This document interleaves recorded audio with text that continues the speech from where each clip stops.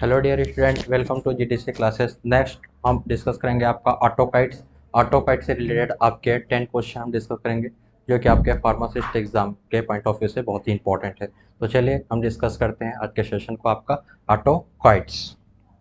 देखिए, ऑटोकाइट से related first आपका क्वेश्चन है आपका, which of the following enzyme is the required to conversion of the histidine to the histamine. Histidine क्या है? एक जो आपका अमीनो एसिड है, और अमीनो एसिड से आपका किसका फॉर्मेशन होता है? आपका कन्वर्जन होता है आपका हिस्टामिन से। तो आपका कौन सा एंजाइम रिस्पॉन्सिबल होता है आपके हिस्टिडीन से आपके हिस्टामिन में को कन्वर्ट करना है? हिस्टामिन क्या है आपका? बेसिकली ये आपका ऑटोकाइट्स है। तो चलिए देखते हैं इसका ऑप्शन क्या आएगा। इसका ऑप्शन आएगा आपका बी। तो इसका करेक्ट आंसर क्या होगा? आपका बी इसका करेक्ट आंसर होगा कि जो आपका हिस्टिडीन अमीनो एसिड से हिस्टामिन का कन्वर्जन किसी एंजाइम की हेल्प से होता है? आपका डिकार्बोक्सिलेज। तो चलिए इसका हम लोग एक्सप्लेनेशन पार्ट देखते हैं कि इसका आंसर डिकार्बोक्सिलेज क्यों आया। ये देखिए, ये आपका जनरल स्ट्रक्चर है आपका हिस्टामिन का स्ट्रक्चर। हिस्टामिन के स्ट्रक्चर में क्या होता है? आपका इमिडाजोल रिंग सिस्टम प्रेजेंट होता है। ये आपका इमिडाजोल रिंग सिस्टम, और यहाँ पर क्या होता है आपका एक एमिन ग्रुप और इथाइलिन ग्रुप। हिस्टामिन का जनरल स्ट्रक्चर देखें हम, तो आपका क्या प्रेजेंट होगा? आपका imidazole ring. Imidazole ring that means आपको 1 और 3 पोजीशन पे आपका नाइट्रोजन आइटम प्रेजेंट हो, और यहाँ पर इथिलीन ब्रिज होगा आपका, इथिलीन ग्रुप्स प्रेजेंट होंगे आपके, और इनके साथ क्या रहेगा? आपका एमिन ग्रुप अटैच होगा। यहाँ पर एमिन ग्रुप देखिए, यहाँ पर एमिन ग्रुप अटैच है आपका। यहाँ पर देखिए एमिन ग्रुप NH2। ये आपका जनरल स्ट्रक्चर है हिस्टामिन का।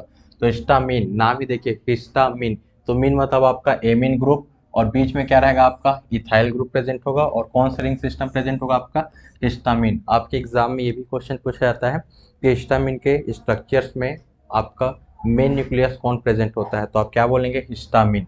तो ये भी क्वेश्चन आपसे एग्जाम पॉइंट ऑफ व्यू से इंपॉर्टेंट है कि आपके हिस्टामिन के स्ट्रक्चर्स में कौन सा रिंग सिस्टम प्रेजेंट होता है। तो क्या इसका आंसर करेंगे आप? इमिडाजोल। और इमिडाजोल मतलब 1 और 3rd पोजीशन पे क्या रहा है आपका? नाइट्रोजन आइटम्स, और आपका 5 मेंबर रिंग्स को क्या बोला जाता है? इमिडाजोल। तो ये भी इंपॉर्टेंट है। अब देखिए, आप ये हिस्टामिन है जो कि आपका बेसिकली क्या है? एक ऑटोकाइट्स है, और ये किससे बना हुआ है? आपका डिकार्बोक्सिलेज एंजाइम के हेल्प से इसका कन्वर्जन होता है। और देखिए हिस्टिडीन के स्ट्रक्चर देखिए, हिस्टामिन और हिस्टिडीन के स्ट्रक्चर में क्या आप कॉमन देख रहे हैं यहाँ पर कि इसमें एक्स्ट्रा क्या रहेगा? देखिए, ये CH2, और ये हो गया आपका इमिडाजोल रिंग। यहाँ पर भी आपका इमिडाजोल रिंग प्रेजेंट होगा आपका हिस्टिडीन में। यहाँ पर देखिए इथाइलिन ग्रुप प्रेजेंट होगा, यहाँ पर भी आपका इथाइलिन ग्रुप प्रेजेंट है। और क्या है आपका? यहाँ पर देखिए एक्स्ट्रा क्या है? C O O। आपका C O O आपका कार्बोक्सिलिक एसिड एक्स्ट्रा यहाँ पर ऐड है। किसमें ऐड है? आपका हिस्टिडीन जो कि आपका अमीनो एसिड है। तो डिकार्बोक्सिलेज एंजाइम क्या करेगा? आपका इसी COOH ग्रुप को क्या करेगा? यहाँ से रिप्लेस करेगा, और यहाँ पर क्या आ जाएगा? आपका हाइड्रोजन। तो फिर क्या बन जाएगा? आपका NH2। तो डिकार्बोक्सिलेज मतलब COOH को क्या करेगा? कार्बन डाइऑक्साइड को रिमूव किया जाएगा आपके हिस्टाडीन के स्ट्रक्चर से, और आपको क्या ऑब्टेन होगा? आपका हिस्टामिन। और डिकार्बोक्सिल मतलब डिलीट करना, कार्बोक्सिलेज, इस तरीके से आप याद रख सकते हैं। DE का मतलब होता है आपको डिलीट करना। किसको डिलीट करना? आपका डिकार्बोक्सिलेज मतलब CO2 को ग्रुप को क्या करना? CO2 ग्रुप को क्या करना? आपको डिलीट करना है, और आपको हिस्टाडीन से क्या बन जाएगा? हिस्टामिन। और बेसिकली देखा जाए तो देखिए हिस्टामिन क्या है? आपका इमिडाजोलिन इथाइल एमिन। इसमें क्या होता है? इमिडाजोल रिंग सिस्टम प्रेजेंट, ये इमिडाजोल रिंग प्रेजेंट है, और ये क्या हो गया? आपका इथाइलिन एमिन। ये इथाइल, इथाइल के साथ ये एमिन, जिसको क्या बोला जाता है? Ethylene amine. और एन मिथाइल ट्रांसफरेज इसका साथ क्या होगा? एन मिथाइल ट्रांसफरेज जिसका क्या होगा? मेटाबोलाइट्स होगा। इस एंजाइम की हेल्प से किसमें कन्वर्ट होता है? एन मिथाइल हिस्टामिन में ये आपका कन्वर्ट होगा। तो इसका मेटाबॉलिज्म प्रोसेस है, और डाई एमिन ऑक्साइड ऑक्सीडेज के साथ ये हेल्प से आपका इमिडाजोल एसिटिक एसिड में कन्वर्ट होगा। तो आपका ये जो इमिडाजोल एसिटिक एसिड और एन मिथाइल हिस्टामिन है, ये आपके क्या है? मेटाबोलाइट्स हैं आपके हिस्टामिन के, और ये आपका हिस्टाडीन से आपका हिस्टामिन का कन्वर्जन है। तो यहाँ से क्वेश्चन क्या आता है? फर्स्ट क्वेश्चन ये इंपॉर्टेंट है कि हिस्टामिन का कन्वर्जन, हिस्टामिन किससे बनता है? हिस्टामिन के लिए स्टार्टिंग मटेरियल क्या है आपका? तो हिस्टाडीन अमीनो एसिड आपको याद रखना है। नेक्स्ट क्वेश्चन देखते हैं, what does the will refer to the respected to the triple response by the histamine। Histamine क्या है? आपके ऑटोकाइट्स है, और इसकी वजह से आपको वेरियस एलर्जिक कंडीशन आपकी बॉडी में अराइज होते हैं। आपका जिसको क्या बोला जाता है? आपका ट्रिपल रिस्पॉन्स। तो ट्रिपल रिस्पॉन्स में आपका फर्स्ट ट्रिपल रिस्पॉन्स होता है, आपमें फर्स्ट ट्रिपल रिस्पॉन्स में आपका होता है, एक होता है विल। तो विल का क्या मतलब होता है? आपसे क्वेश्चन में ये पूछा गया। तो विल का यहाँ पर क्या मतलब होता है आपका? थर्ड क्वेश्चन, इसका आंसर क्या होगा? आपका third edema due to the exudation of the fluid from the capillary and pendule। आपके कैपिलरी से फ्लूइड का एक्सुडेशन होगा, इडीमा का क्या होगा, फॉर्मेशन होगा। तो इडीमा का फॉर्मेशन होना, एक्सेस अमाउंट में फ्लूइड का डिपोजिशन होना आपकी बॉडी में, आपका ये क्या इंडिकेट करता है, विल कंडीशन को इंडिकेट करता है। और ये it is occur due to the presence of the histamine. यदि एक्सेस एक नॉर्मल से ज़्यादा आपकी बॉडी में हिस्टामिन रिलीज हो तो उसकी वजह से क्या होगा, आपका कैपिलरी से आपका फ्लूइड क्या हो जाएगा, एक्सक्यूड होगा और आपका इडीमा का फॉर्मेशन होगा। तो आपका विल दैट रिफर क्या करता है, आपका हिस्टामिन के रिस्पॉन्स में आपका इडीमा। तो चलिए नेक्स्ट एक्सप्लेनेशन में हम देखते हैं कि ये आपका ट्रिपल रिस्पॉन्स क्या होता है। नेक्स्ट देखते हैं ट्रिपल रिस्पॉन्स। और ट्रिपल रिस्पॉन्स क्या होगा, एक एलर्जिक कंडीशन, हिस्टामिन की वजह से क्या होता है, एलर्जिक कंडीशन, तो इन्हीं से आपका ट्रिपल रिस्पॉन्स आपका प्रोड्यूस होता है।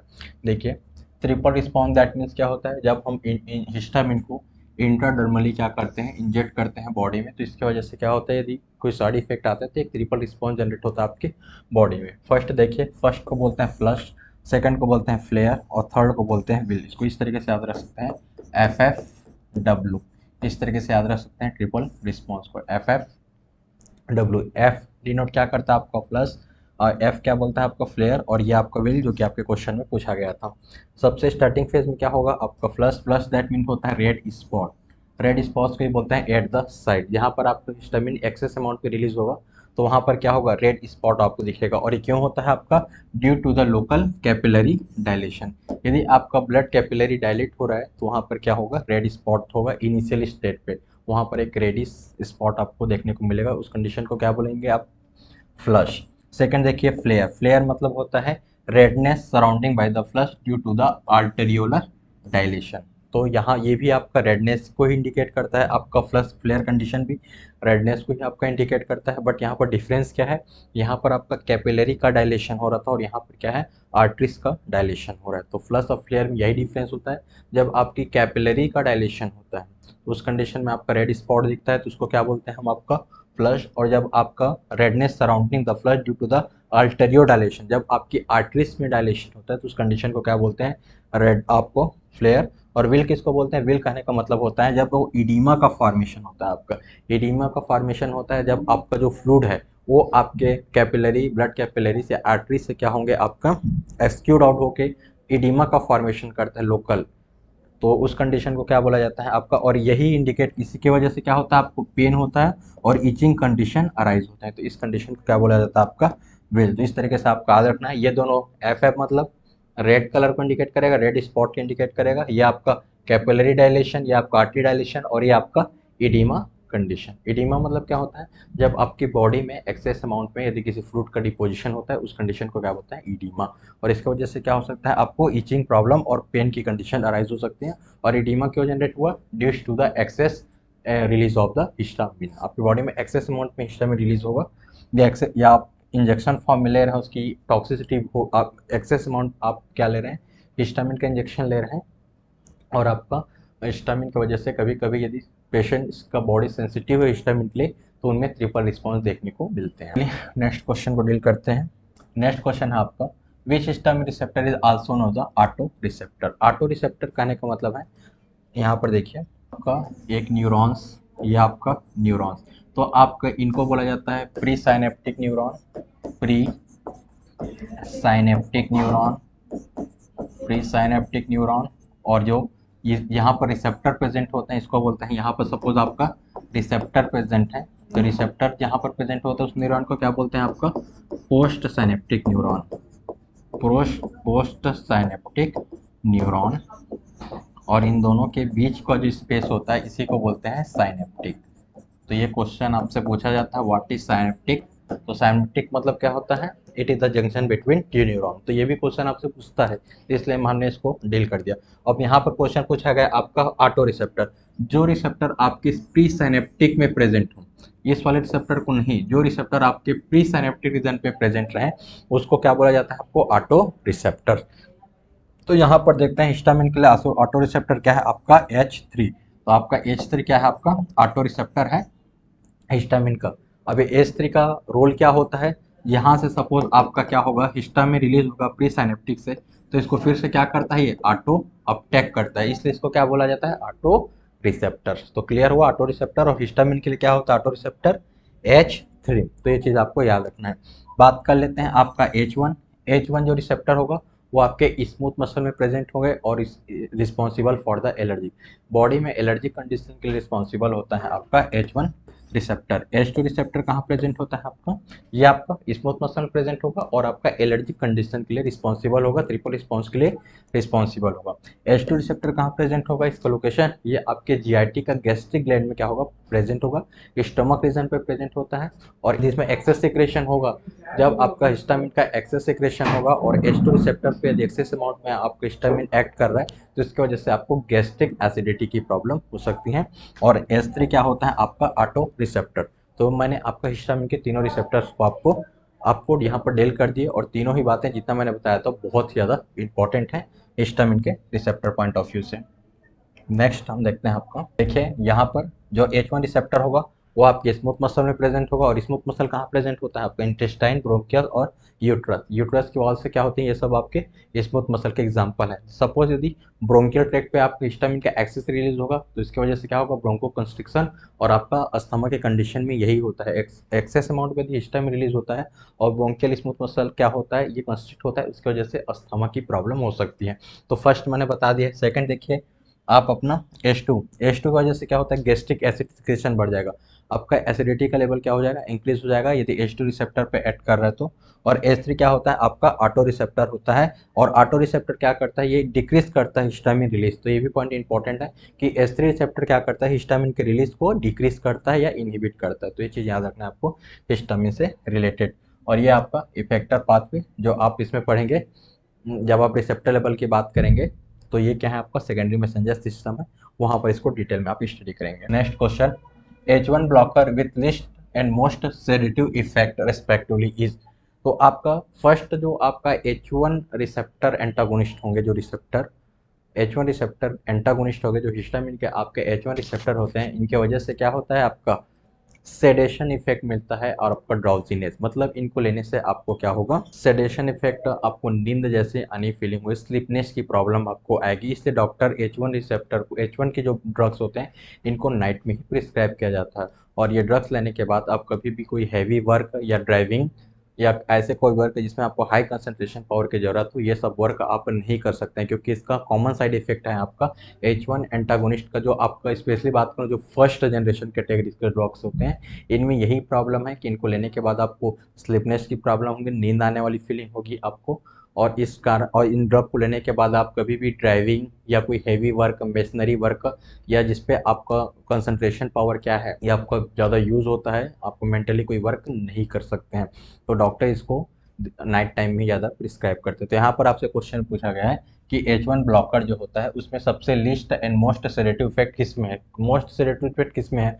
तो यहाँ पर देखिए ये आपका जो थर्ड कैटेगरी का जो ड्रग है आपका डाइफेनहाइड्रामिन और आपका टर्फिनाडिन, तो यही इसका आंसर होगा। इनकी वजह से क्या होगा, मोस्ट सेडेटिव इफेक्ट देखने को मिलेगा, काफ़ी नींद आने वाली फीलिंग होती है इन ड्रग को लेने के बाद। तो इसका ऑप्शन क्या हो जाएगा आपका सी, इसका करेक्ट आंसर होगा आपका।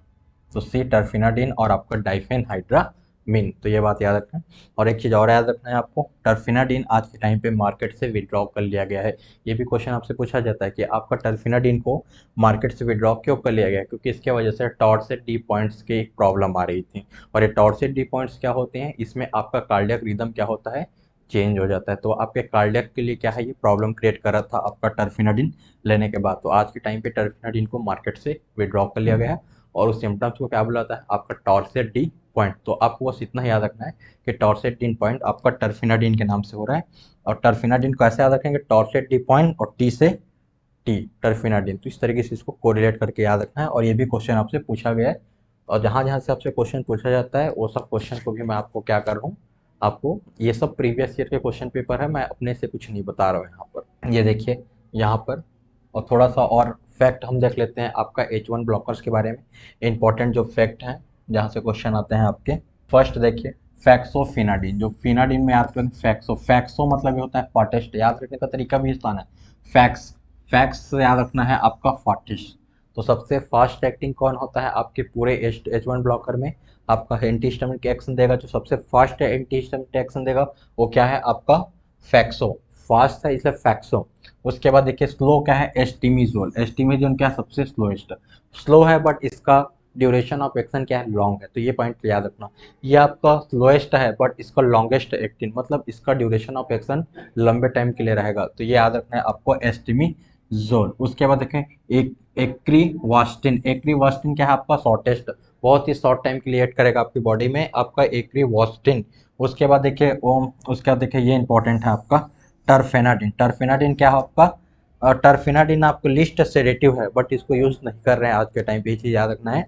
ये लिस्ट सेडेटिव बहुत अच्छा ड्रग है। और मोस्ट सेडेटिव कौन था आपका, डाइफेनहाइड्रामिन। तो डाइफेनहाइड्रामिन ये बहुत अच्छा ड्रग है क्योंकि इसमें क्या है, लिस्ट सेडेटिव इफेक्ट है, बट इसके साथ मैंने एक प्रॉब्लम होता है आपको, टॉर्सेडी पॉइंट्स। और डाइफेनहाइड्रामिन बहुत अच्छा चलता है नाइट में लेने के बाद, मार्केट में बहुत अच्छा चल रहा है आपका डाइफेनहाइड्रामिन जो है। भले इसका सेडेटिव इफेक्ट है बट आप देखेंगे एंटी एलर्जिक ग्रुप में हम आपका डाइफेनहाइड्रामिन को मोस्टली यूज़ करते हैं। ठीक है, बाकी आज के टाइम पे सेट्रिजिन, लियोसेट्रिजिन है जिसपे आपका कम सेडेटिव इफेक्ट है।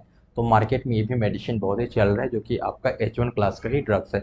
लियोसेट्रिजिन, सेट्रिजिन जो आप कॉमन कोल्ड के कंडीशन में क्या है हम यूज़ करते हैं, आपके आसपास आप देखे होंगे, डॉक्टर के पास जाएंगे तो आपको लियोसेट्रिजिन या सेट्रिजिन का मेडिसिन प्रिस्क्राइब कर रहा है। एलर्जी कंडीशन, क्योंकि आज का वायरल कंडीशन है, कहीं भी आपकी एलर्जी कंडीशन अराइज हो सकती है।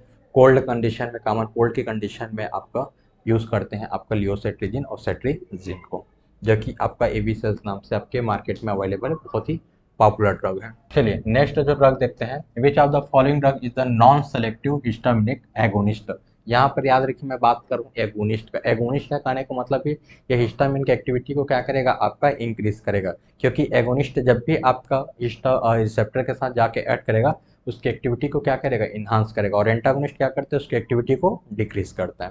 तो देखिए हम लोग बात करें हिस्टामिन एगोनिस्ट का, तो नाम से देखिए बीटा हिस्टिडिन, तो हिस्टिन, हिस्टिन ये वर्ड आपको दिख रहा है, तो इसका आंसर क्या होगा, यही आएगा, सी इसका आंसर करेक्ट होगा। तो इसका आंसर क्या होगा, बीटा हिस्टिन। बीटा हिस्टिन जो है बट ये क्या है आपका नॉन सेलेक्टिव। नॉन सेलेक्टिव करने का मतलब है या तो या H1 पे भी ऐड कर सकता है, H2 पे भी ऐड कर सकता है, या तो H3 पे ऐड करेगा। तो क्योंकि नॉन सेलेक्टिव की स्पेसिफिक नहीं है तो आप बीटा हिस्टिडिन इसका करेक्ट आंसर आएगा। बाकी ये जो ड्रग्स हैं आपको क्लोरफेनिरामिन ये आपका ब्लॉकर है, ये बात आपको याद रखना है, ये भी पॉपुलर ड्रग है आपका। देखिए ये आपका चार्ट है, यहाँ से इतने क्वेश्चन नहीं पूछे जाते हैं तो इतने इंपॉर्टेंट नहीं है एगोनिस्ट से। बाकी हिस्टामिन और बीटा हिस्टिडिन क्या है आपका एगोनिस्ट है, और ये चार्ट आप एक बार रीड कर सकते हैं, बहुत ही इंपॉर्टेंट तो नहीं बोलूँगा बट एक रीड आप ले सकते हैं, स्लाइड से आप देख लीजिएगा। चलिए नेक्स्ट क्वेश्चन देखते हैं आपका, यहाँ से क्वेश्चन इंपॉर्टेंट है, 31 क्वेश्चन हम डील करते हैं आपका। देखिए which of the following is the selective, ये बात कर सेलेक्टिव 5H4 एंटागोनिस्ट हो, 5 हाइड्रोक्सी ट्रिप्टामिन, इसका फुल फॉर्म क्या होता है 5 हाइड्रोक्सी ट्रिप्टामिन, और इसी को क्या बोला जाता है, और सीरोटोनिन जो कि न्यूरोट्रांसमीटर है, सीरोटोनिन। ये भी आपका क्या है ऑटोकाइट्स है। तो और ऑटोकाइट्स का मतलब क्या होता है, autacoids is known as the local hormones. Local hormones कहने का मतलब है कि जहां पर आपका ऑटोकाइट्स रिलीज होगा उनका एक्शन बस वहीं पर ही होगा। सपोज यहाँ पर आपका हिस्टामिन रिलीज हो रहा है तो उसका जो भी एक्शन होगा आपका यहीं पर ही होगा, इसलिए इसको बोला जाता है लोकल हार्मोन्स। तो ये आपका जहाँ पर रिलीज होंगे वहीं पर ही अपना एक्शन क्या करते हैं, ये प्रोड्यूस करते हैं। और हार्मोन्स और ऑटोकाइट्स में यही डिफरेंस है। ठीक है, तो जो आपका ऑटोकाइट्स है, नाम है ऑटोकाइट्स, मतलब इसको लोकल हार्मोन्स क्यों बोलेंगे, क्योंकि ये लोकली एक्ट करते हैं। और बात करूं मैं हार्मोन्स का, तो हार्मोन्स क्या होते हैं आपके किसी एक ग्लैंड से क्या होंगे, रिलीज होंगे, ब्लड के थ्रू क्या होते हैं आपके सर्कुलेट होंगे, और आपके टारगेट एरिया तक क्या होते हैं आपके पहुंचते हैं, टारगेट साइट पे पहुंचते हैं।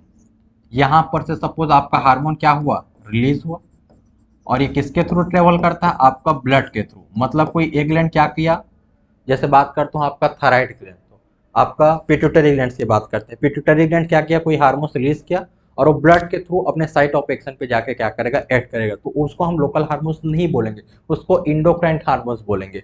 बट ऑटोकाइट्स को क्या बोलते हैं, लोकल हार्मोन। सपोज ये आपका ब्रोंकियल ट्रैक्ट पे यदि आपका ऑटो हिस्टामिन रिसेप्टर, हिस्टामिन यदि हिस्टामिन क्या आपका ऑटोकाइट्स है, ऑटोकाइट्स दैट मीन्स लोकल हार्मोन। आपका हिस्टामिन सपोज आपके ब्रोंकियल ट्रैक्ट पे क्या हो रहा है, रिलीज हो रहा है, तो उसका एक्शन सिर्फ कहां तक रहेगा, आपके ब्रोंकियल ट्रैक्ट पे। ब्रोंकियल ट्रैक्ट के ही मसल को क्या करेगा, वो आपका कॉन्स्ट्रिक्ट करेगा, और जिसकी वजह से आपको ब्रीथिंग लेने में प्रॉब्लम होगा। अस्थमा के केस में सेम यही होता है कि आपका क्या होता है, ब्रोंकियल ट्रैक्ट में क्या होता है, ऑटोकाइट्स हिस्टामिन का रिलीज एक्सेस हो जाता है, जिसकी वजह से क्या हो जाता है, पेशेंट को एलर्जिक कंडीशन होता है और पेशेंट को सांस लेने में प्रॉब्लम होती है। उसके बाद ब्रोंकोडायलेटर होता है, इनहेलर आपने देखा हुआ, और फिर उसका क्या होता है, इनहेलर लेने के बाद उसका ब्रोंकियो डायलेशन होता है। तो ये सब कॉमन छोटी छोटी बातें हैं जो कि आपके एग्जाम पॉइंट ऑफ से बहुत ज़्यादा इंपॉर्टेंट होता है। तो चलिए यहाँ पर हम डिस्कस कर रहे हैं आपका ऑटोकाइट्स। तो ऑटोकाइट्स का हमने हिस्टामिन कंप्लीट कर लिया। अब सेकेंड ऑटोकाइट्स की बात करते हैं जिसका नाम क्या था 5 हाइड्रोक्सी ट्रिप्टामिन। इसको क्या बोलते हैं 5 हाइड्रोक्सी ट्रिप्टामिन या it is also known as the serotonin. तो इसका पूछ रहा है कि एगोनिस्ट क्या है। तो सीरोटोनिन का एगोनिस्ट इसमें क्या है आपका सिमाट्रिप्टोन। क्या है इसका करेक्ट आंसर। तो इसका करेक्ट आंसर क्या होगा आपका। तो इसका करेक्ट आंसर होगा आपका सीसाप्राइड। तो सीसाप्राइड इसका क्या होगा करेक्ट आंसर होगा। और आपसे एग्जाम में पूछा जाता है आपका सिमाट्रिप्टोन जो कि माइग्रेन के ट्रीटमेंट में यूज होता है। और यह चीज तो ये क्वेश्चन बहुत इंपॉर्टेंट है। सुमाट्रिप्टोन कई बार एग्जाम में पूछा गया कि सुमाट्रिप्टोन का एक्शन कहाँ पर होता है। तो ये आपके माइग्रेन सिर दर्द जो होता है हेडेक होता है उसको कम करने के लिए क्या यूज करते हैं हम लोग सिमाट्रिप्टोन। और आपका एगोनिस्ट की बात करें और याद रखना है आपको 4 सीरोटोनिन का जो 4 नंबर का है वो किसको आपका एगोनिस्ट और क्या बोल रहा है एगोनिस्ट। तो क्या आपका सीसा प्राइड। तो सीसा प्राइड है ये चीज आपको याद रखना। चलिए थोड़ा सा इसके बारे में और डिटेल में पढ़ते हैं। देखिए यहाँ से क्वेश्चन आपसे बनते हैं तो यहाँ को इसको चार्ट को आपको पढ़ना है अच्छे से। यहाँ एग्जाम्पल बस पढ़ना है क्योंकि यहाँ से एग्जाम्पल से ही आपसे क्वेश्चन पूछा जाता है। देखिए ये आपका सीरोटोनिन है इसका एगोनिस्ट और एंटागोनिस्ट दोनों से आपसे क्वेश्चन पूछा जाता है।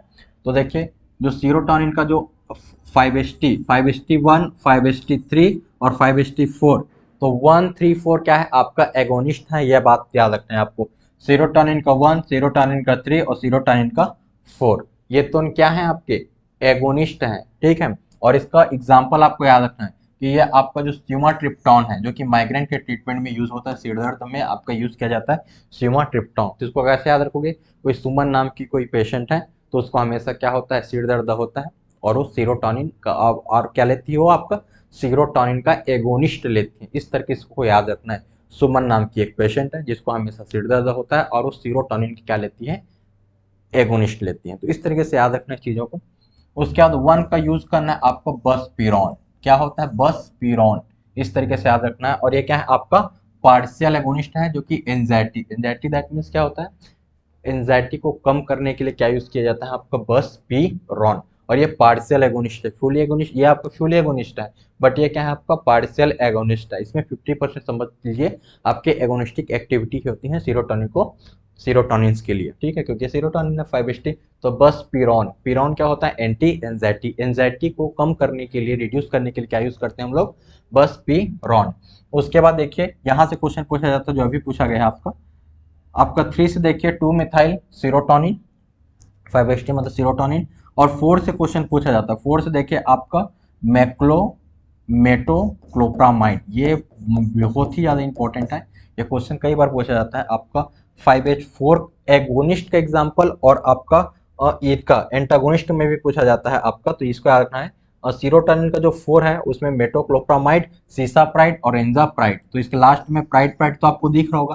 तो जिसके लास्ट में आपको प्राइड वर्ड दिखा तो समझ लेना क्या है आपका सीरोटोनिन का एगोनिस्ट है और वो भी 4 एगोनिस्ट है। ये चीज याद रखना ठीक है। आपका 5H4 एगोनिस्ट होता है आपका प्राइड और यहाँ पर प्राइड क्लोन आपका सीसा प्राइड बोलो या रेंजा प्राइड। और ये वाला ड्रग को आपको याद रखना है मेटोक्लोप्रामाइड। तो ये जो ड्रग्स हैं मेटोक्लोप्रामाइड्स ये आपका 5H4 एगोनिस्ट है ना कि एंटागोनिस्ट। अब हम आते हैं इसका एंटागोनिस्ट पार्ट जहां से भी क्वेश्चन आपका मैक्सिमम पूछा जाता है। तो ये चार्ट ही अपने आप में बहुत इंपॉर्टेंट है। यहाँ से बहुत क्वेश्चन आता है डायरेक्ट आपसे क्वेश्चन पूछा जाता है कि एग्जांपल ऑफ द 5H3 और जो 3 होगा वो एंटागोनिस्ट होगा। ये याद रखना 4 एगोनिस्ट है 5H का 4 एगोनिस्ट है बट आपका 5H का जो 3 है वो आपका क्या है एंटागोनिस्ट है। तो इसका एग्जाम्पल ओंडेनसेट्रॉन और गेनिसेट्रॉन याद कैसे रखेंगे लास्ट में आपको सेट्रॉन वर्ड दिखेगा।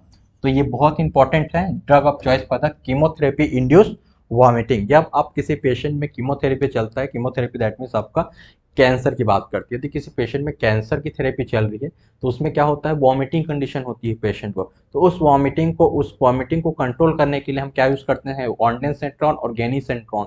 तो और ये चीज बहुत इंपॉर्टेंट है कि ये आपका 5H3 रिसेप्टर एंटागोनिस्ट है। तो यहाँ से मैक्सिमम क्वेश्चन पूछा गया आपसे कि ऑन्डेनसेट्रॉन और गेनिसेट्रॉन का कैटेगरी ही पूछा जाता है डायरेक्ट आपसे। First question drug of choice for the chemotherapy cancer के ट्रीटमेंट में यदि किसी पेशेंट को वॉमिटिंग की कंडीशन अराइज हो रही है तो वहाँ पर कौन सा मेडिसिन आप लेंगे तो ऑन्डेनसेट्रॉन और गेनिसेट्रॉन। और ये भी क्वेश्चन आपसे पूछा जाता है कि इसका कैटेगरी बताइए, तो आप क्या बताएंगे 5H3 रिसेप्टर एंटागोनिस्ट है। तो यहाँ से क्वेश्चन डायरेक्ट पूछा जाता है। उसके बाद आपका ये आपका सिमाट्रिप्टॉन था जो कि माइग्रेन के लिए यूज किया जाता है, बट ये क्या था आपका सीरोटोनिन का एगोनिस्ट है। बट आपका सीरोटोनिन का एक एंटागोनिस्ट, अब सीरोटोनिन मतलब समझ रहे हैं ना 5 हाइड्रोक्सी ट्रिप्टामिन को ही, जो आपका बोला ना 5 हाइड्रोक्सी ट्रिप्टामिन को ही सीरोटोनिन बोला जाता है। तो बार बार सीरोटोनिन से कंफ्यूज नहीं होना। केमिकली इसका क्या है 5 हाइड्रोक्सी ट्रिप्टामिन, ये आपका क्या है केमिकल नेम है, और इसको शॉर्ट में और क्या बोला जाता है, इसका अदर नाम क्या है आपका सीरोटोनिन। तो जो सीरोटोनिन का जो एगोनिस्ट की मैं बात करूं तो आप क्या बोलोगे सिमाट्रिप्टॉन, जो कि माइग्रेन के ट्रीटमेंट यूज में होता है। और यदि मैं बात करूं कि आपका सीरोटोनिन का एंटागोनिस्ट बताइए, तो एंटागोनिस्ट जो कि माइग्रेन के ट्रीटमेंट में यूज होता है, तो आप क्या बताएंगे आपका मिथाइल सरजाइड, इसको भी याद रख सकते हैं। लास्ट में इसमें क्लोजापिन, तो क्लोजापिन और मिथाइल सरजाइड आपका माइग्रेन के ट्रीटमेंट में यूज होता है। माइग्रेन मतलब सिर दर्द के कंडीशन में यूज होता है। और क्लोजापिन और आपका मिथाइल सरजाइड, तो ये भी दोनों इंपॉर्टेंट है। और आपका 5H2 एंटागोनिस्ट आपका केटानसेरिन, जो कि आपका क्या है एंटी हाइपरटेंसिव ड्रग है, मतलब बीपी को रिड्यूस कराने वाले ड्रग में यूज किया जाता है आपका केटान केटानसेरिन। क्या याद रखना है आपको केटानसेरिन। तो केटानसेरिन, ये जितने भी हम ड्रग्स बता रहे हैं ये सब अपने आप में एक क्वेश्चन है जो आपके बार बार कॉम्पिटिशन में हमने पूछा गया है। तो ये चार्ट को आपको बहुत ही अच्छे से पढ़ना है। चलिए मैं फिर से आपको एक बार बता रहा हूँ, फिर से एक बार डिटेल में इसको स्टडी करते हैं। 5S का एगोनिस्ट की बात करूं तो 1 3 5, 1 3 और 4 क्या याद रखेंगे 1 3 और 4। और आपका 2 और 3, और 2 3 क्या होता है इसका एंटागोनिस्ट होता है। ठीक है, एंटागोनिस्ट याद रखना है आपका। और इसमें केटानसेरिन बीपी को कम करने के लिए, केटानसेरिन बीपी कम करने के लिए, क्लोजापिन मिथाइल सरजाइड आपके माइग्रेन को कम करने के लिए, सिर दर्द को कम करने के लिए, ऑन्डेसेटोन गेनिकेसेटोन आपके वॉमिटिंग को कंट्रोल करने के लिए, और आपका बसपीरॉन आपका एंजाइटी को कंट्रोल करने के लिए यूज करते हैं। ये चार्ट को आपको बहुत अच्छे से पढ़ना है। चलिए next question, drug of choice फायदा एक्यूट माइग्रेन। जैसे मैंने बताया था माइग्रेन के लिए क्या यूज करेंगे, क्या यूज करते हैं सिमाट्रिप्टॉन, आपका एर्गोटामिन। तो आंसर क्या करेंगे आप सिमाट्रिप्टॉन, अभी जस्ट हमने एक्सप्लेनेशन में देखा हुआ था सिमाट्रिप्टॉन फॉर एक्यूट। यदि एक्यूट माइग्रेन हो रहा है आपका माइग्रेन हो रहा है तो आप क्या यूज करोगे सिमाट्रिप्टॉन। तो ये चीज आपको याद रखना है, अभी हमने इसका डिस्कस किया था। प्रोपेनोलॉल क्या आपका beta block, drug of choice है। डायरेक्ट क्वेश्चन आता है यहाँ से, देखिए एक्यूट कंडीशन के लिए क्या यूज करते हैं हम लोग non steroidal anti inflammatory drug and triptan हम यूज करते हैं। Non steroidal anti inflammatory drugs मतलब जो आप डिस्प्रिन लेते हैं, डिस्प्रिन क्या है आपका एस्प्रिन है, जो कि आपका non steroidal anti inflammatory drugs हैं। तो इस चीज को याद रखना है आपको। माइग्रेन के अटैक में हम क्या यूज करते हैं आपका non steroidal anti inflammatory drug, उसके एग्जांपल क्या ले सकते हैं हम लोग डिस्प्रिन। डिस्प्रिन में क्या होता है ये non steroidal anti inflammatory drug का एग्जांपल है एस्प्रिन। ठीक है, और या तो हम बात करें और ऑटोकैट में बात करें तो हम लोग ट्रिप्टॉन ले सकते हैं जिसमें सीरोटोनिन का यूज किया जाता है। ठीक है, जो अभी हमने आपको डिस्कस किया हुआ है सीरोटोनिन। और देखिए सुमाट्रिप्टॉन का क्या डोज है 50 mg का टैबलेट है, जो कि फास्ट एक्टिंग है माइग्रेन को रिलीफ करने के लिए। आपका मार्केटेड प्रोडक्ट है आपका। It also relieve the symptoms of the such as the sensitivity to light and sound. Nausea हो गया, लाइट टू द साउंड के लिए होता है ना कि आपका लाइट साउंड नॉस की वजह से उनको वॉमिटिंग जैसे फीलिंग होती है, तो वहां पर आप सिमाट्रिप्टॉन आप सिम्पमेट आप पहले से ही ले सकते हैं। ठीक है, तो ये चीज है जो कि फास्ट एक्टिंग है। देखिए Reye's syndrome is the associated with, ये आपका फैक्चुअल क्वेश्चन है, डायरेक्ट क्वेश्चन पूछा जाता है आपसे Reye's syndrome is associated with, तो इसका आंसर क्या आ जाएगा आपका एस्प्रिन। तो एस्प्रिन इसका क्या है करेक्ट आंसर है। तो ये डायरेक्ट क्वेश्चन है, कॉन्सेप्चुअल बेस नहीं है, इसको डायरेक्ट ये आएगा तो आपको आंसर क्या करना है एस्प्रिन करना है। इसको याद रखने का तरीका देख लीजिए आप, ये देखिए ये ट्रिक है आपका, इसमें आपका क्योंकि एस्प्रिन अपने आप में बहुत ही इंपॉर्टेंट ड्रग्स है। तो ये ट्रिक देखिए, ट्रिक में देखिए ए क्या इंडिकेट करता है, ए से अस्थमा में, सैलिसिलिज्म में इसका होगा एस सैलिसिलिज्म, पी मतलब पेप्टिक अल्सर, इसकी वजह से क्या होता है आपका पेप्टिक अल्सर होगा, इसकी वजह से आपका अस्थमा भी हो सकता है यदि अस्थमा के कंडीशन में आप ले रहे हैं तो। ठीक है, और देखिए आपका यहाँ पर देखिए आर पर क्या होता है रियस सिंड्रोम, तो ये चीज आपको इंडियोसिनक्रेसी और टिटेनिस की प्रॉब्लम हो सकती है। तो देखिए ये आपका एस्प्रिन के पूरे नाम में इसका क्या है आपका इसके क्या क्या इफेक्ट हैं ये सबको यहाँ पर डील कर दिया गया है। ए से अस्थमा, एस से क्या होता है सैलिसिलिज्म क्योंकि आपका सैलिसिलिक एसिड से डेरिवेटिव है ना आपका एस्प्रिन जो है। पी से क्या होता है इसको एक्सेस अमाउंट में होगा तो आपका गैस्ट्रिक अल्सर करेगा आपका, और जो आपका अल्सर प्रोड्यूस कर सकता है। ज़्यादा होगा तो आप लोग प्लेटलेट का डिसग्रेडेशन कर सकता है, प्लेटलेट्स का फॉर्म को डिग्रेड कर देगा, आपको ब्लीडिंग की प्रॉब्लम हो सकती है, और एक रेयस सिंड्रोम भी इडियोसिंक्रेसी मतलब हाइपर सेंसिटिविटी रिएक्शन अराइज कर सकता है, और आपका नॉइसियस, आपका टिटिनिस या टिटिनस इसका क्या है कॉमन प्रॉब्लम एसोसिएटेड होता है स्प्रिन कंट्राइंडिकेटेड ऑफ द, ये क्या है आपका कंट्राइंडिकेशन है स्प्रिंस का। तो ये सब कंडीशन में इसको यूज नहीं करना है, नहीं तो आपके बॉडी के लिए क्या है और कॉम्प्लिकेशन अराइज कर सकता है ये मेडिसिन जो है। नेक्स्ट देखिए, which of the following drugs causes the torsade de pointes, और अभी मैंने बताया था टॉर्सेट डी पॉइंट का, तो इसके लिए देखिए एस्टिमिजोल इसका क्या है करेक्ट आंसर है। एक आपका टर्फिनाडिन मैंने बताया हुआ था, और एक सेकेंड ड्रग क्या है आपका एस्टिमिजोल, और टॉर्सेट डी पॉइंट मैंने आपको बता दिया है, ये कार्डियक से रिलेटेड प्रॉब्लम है यदि, और ये क्या है आपका H1 रिसेप्टर एंटागोनिस्ट है, तो इनके वजह से आपका टॉर्सेट डी पॉइंट्स होगा। तो देखिए और कौन कौन से ड्रग्स हैं जिनके वजह से टॉर्सेट डी पॉइंट से प्रॉब्लम अराइज होती है।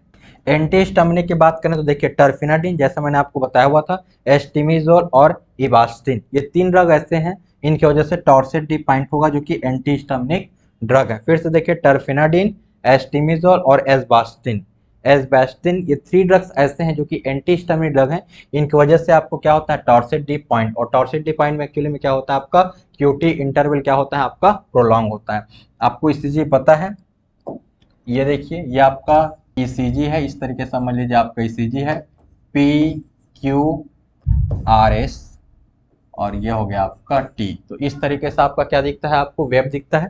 तो यहाँ पर क्या बोला क्यूटी इंटरवल, मतलब ये वाला इंटरवल क्या हो जाएगा दी इंक्रीज हो जाए, तो इसी पॉइंट्स को क्या बोला जाता है टॉर्सेट डी पॉइंट।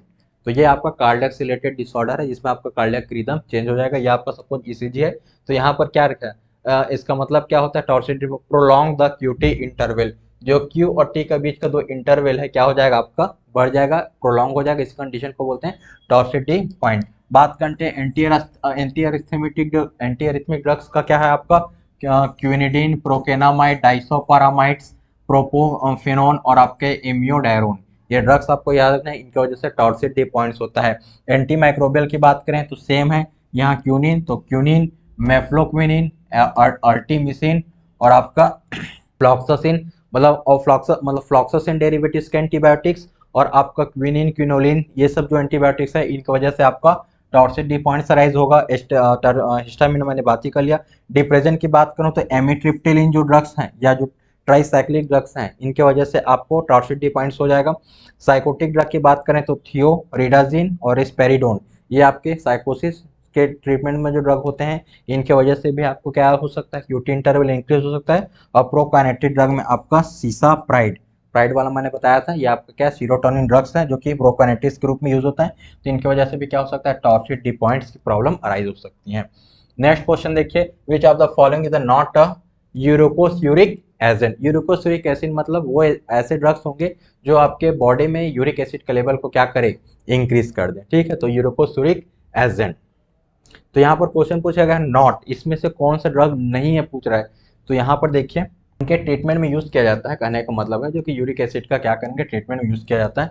तो यहाँ पर इसका यहाँ आएगा सल्फासेलाजिन, इसका आंसर क्या होगा करेक्ट आंसर होगा। बाकी प्रोवेंसिड, आपका सल्फिना पायराजोन, ये सब ड्रग्स जो हैं वो आपका क्या है यूरोकोस्यूरिक एजेंट है, और इसमें जो सल्फासेलाजिन ड्रग है जो कि सल्फोनामाइड कैटेगरी का ड्रग है ये इनका यूज नहीं किया जाता है एज अ यूरोकोस्यूरिक एजेंट के रूप में। तो देखते हैं सबसे पहले यूरोकोस्यूरिक एजेंट क्या होता है।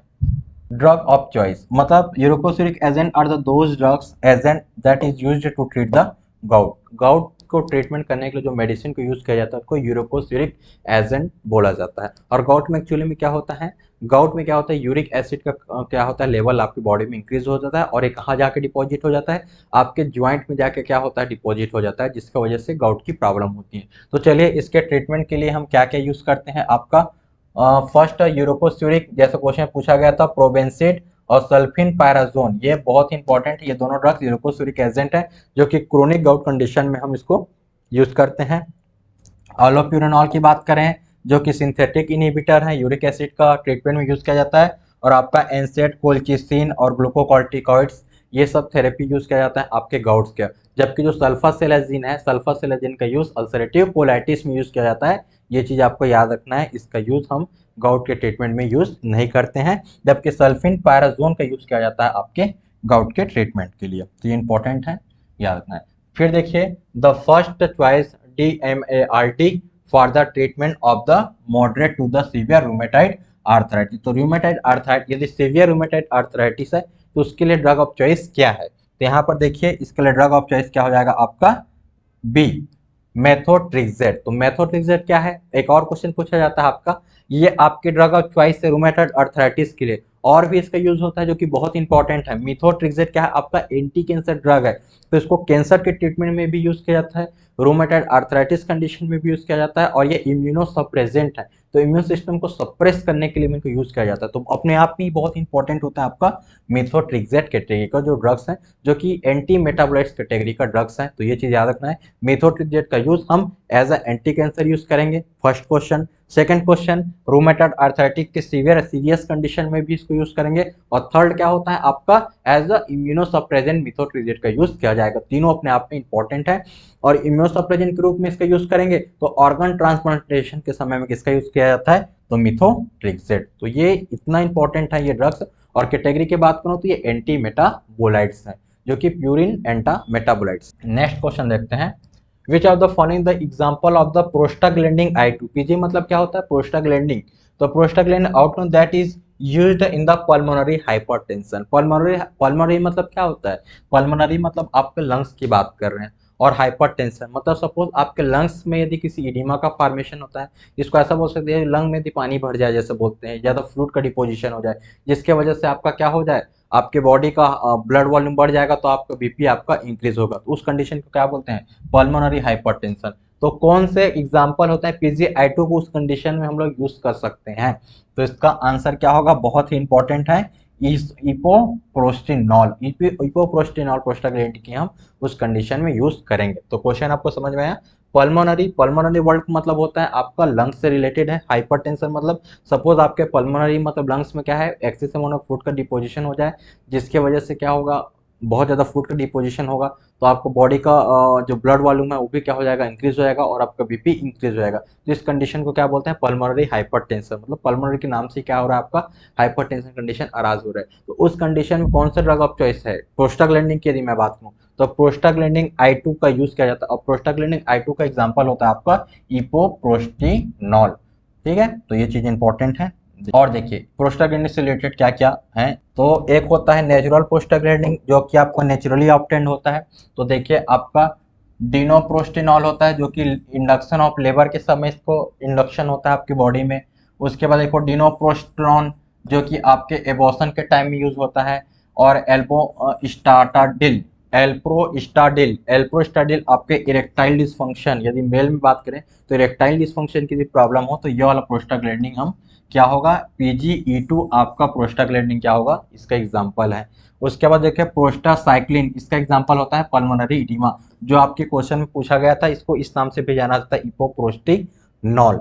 तो ये सब इंपॉर्टेंट होता है। जैसे F2 का एग्जांपल होता है आपको डिनोप्रोस्टिनॉल, E2 का एग्जांपल होता है आपका डिनोप्रोस्टोन, और आपका I2 का एग्जांपल होता है आपका ये, और ये डिफरेंट डिफरेंट कंडीशन है, तो इनमें आपका यूज होता है ये प्रोस्टाग्लैंडिन का जो एनालॉग्स हैं। ठीक है, और यदि एनालॉग की बात करें इसका, जैसे प्रोस्टाग्लैंडिन E2 का यूज होता है ग्लूकोमा में यूज होता है। जैसे ये क्वेश्चन आपसे पूछा गया था एक बार क्वेश्चन में, लाटानोप्रोस्टन, तो इसको लेंस से मैं याद रखा हुआ था अपने टाइम पे कि इसको लेंस लेंस किससे रिलेटेड है आपका? आई, और ग्लूकोमा भी आपका आई से रिलेटेड है। तो ये वाला क्वेश्चन आपसे पूछा गया था कि लेंटेनोपोस्ट का कौन सा प्रोस्टाग्लैंडिन ग्लूकोमा के कंडीशन में यूज होता है? तो आपको याद रखना है लेटानो प्रोस्ट करके ड्रग्स हैं जो कि लेंस से रिलेटेड है। तो इस तरीके से इसको कोरिलेट करके आप इसको याद रख सकते हैं। बाकी ये भी इंपॉर्टेंट है, मिसोप्रोस्टॉल, और मिसोप्रोस्टॉल कहाँ प्रेजेंट होता है? आपके स्टमक पे। इस तरीके से याद रखना, जो कि पेप्टिक अल्सर कंडीशन के लिए में यूज होता है। तो मीसो कहाँ है? मीसोप्रोस्टिनॉल आपके कहाँ पर है? आपके स्टमक पे है, जो कि एसिडिटी से रिलेटेड है, उसको कंट्रोल करने के लिए। आपका जो E2 है, आपका इपोप्रोस्टिनॉल है, वो आपके लंग्स में है समझ लीजिए, और ये आपका पल्मोनरी हाइपरटेंशन में यूज होता है। नेक्स्ट ड्रग देखते हैं आपका मिथोट्रिक्सेट का मोड ऑफ एक्शन पूछा गया, बहुत इंपॉर्टेंट है। और जैसा मैंने आपको बताया था, मिथो ये क्या होता है आपका? प्यूरिन सिंथेसिस को क्या करेगा आपका? आपका थाइमिडाइलेट सिंथेसिस को क्या करेगा? इसका मेन एक्शन क्या होता है आपका? इसका मोड ऑफ एक्शन क्या है मिथोट्रिक्सेट का? कि it decrease the methyl thymidylate synthetase enzyme. तो थाइमिडाइलेट सिंथेटिस एंजाइम को क्या करेगा? ये आपका इनहिबिट करेगा, ये इंपॉर्टेंट है, ये अपने आप में इंपॉर्टेंट क्वेश्चन है। यहाँ पर देखिए जैसे मैंने आपको इसका एक्शन बताया हुआ था कि आपका क्या होता है, डाईहाइड्रोफोलेट एक कॉमन मोड ऑफ एक्शन है। डाईहाइड्रोफोलेट रिडक्टेज से क्या बनता है, टेट्राहाइड्रोफोलेट रिडक्टेज। तो इन दोनों को इनहिबिट कौन करता है, आपका मिथोट्रिक्सेट। यहाँ पर एक एंजाइम होता है डाईहाइड्रोफोलेट रिडक्टेज। तो ये जो एंजाइम है डाईहाइड्रोफोलेट रिडक्टेज एंजाइम, ये जिसके लास्ट में एज लगा हुआ उसको बोलते हैं एंजाइम।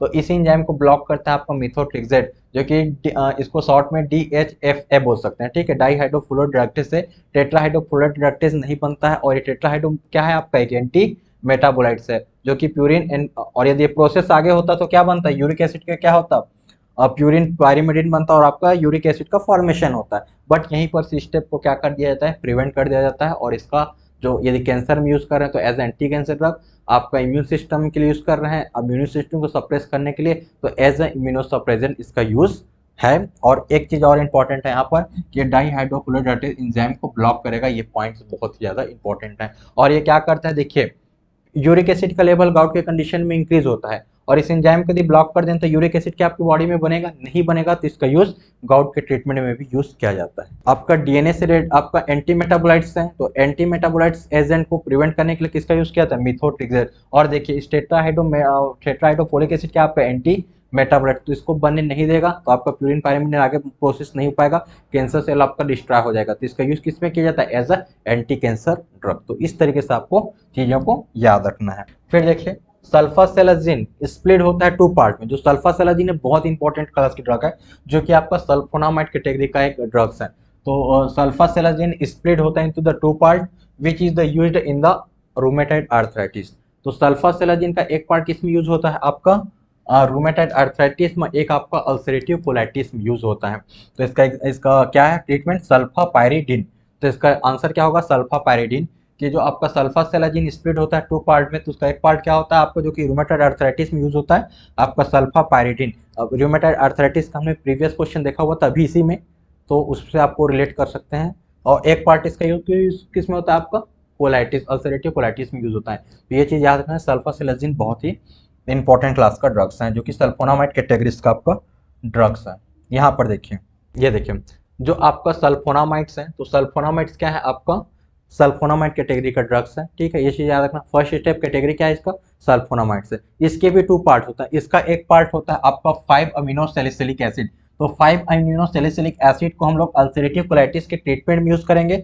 और अल्सरेटिव कोलाइटिस क्या होता है, एक inflammatory activity in the gout. तो ये चीज याद नहीं रखना है आपको, बस याद रखना है कि सल्फासेलाजिन का एक यूज किस में होता है, आपका अल्सरेटिव कोलाइटिस को ट्रीटमेंट में यूज किया जाता है। और इसका एक यूज क्या होता है, इसी का एक ड्रग होता है सल्फापायरिडिन, जिसका यूज आपका रूमेटाइड आर्थराइटिस के ट्रीटमेंट में यूज होता है। तो कई बार क्वेश्चन पूछा जाता है कि सल्फासेलाजिन के 2 यूज हैं, एक अल्सरेटिव कोलाइटिस में और सेकंड आपका किसमें, रूमेटाइड आर्थराइटिस में। और रूमेटाइड आर्थराइटिस में कौन सा ड्रग यूज करेंगे, इसी का ही डेरिवेटिव्स है सल्फापायरिडिन। तो सल्फापायरिडिन यूज करेंगे और इसमें 5 अमीनो सैलिसिलिक एसिड यूज करेंगे। Next ibuprofen action. तो आइब्रोप्रोफेन है, ये आपका क्या है, आपका non steroidal anti inflammatory drug, जो कि आपका as a pain killer use होता है। तो ये किसमें ऐड करेगा, आपका साइक्लोऑक्सीजिनेस पाथवे पे क्या करेगा, ऐड करेगा। आपने कॉक्स पढ़ा होगा, साइक्लोऑक्सीजिनेस एंजाइम। तो आपका कॉक्स पे एक होता है आपका लॉक्स, एक होता है आपका कॉक्स।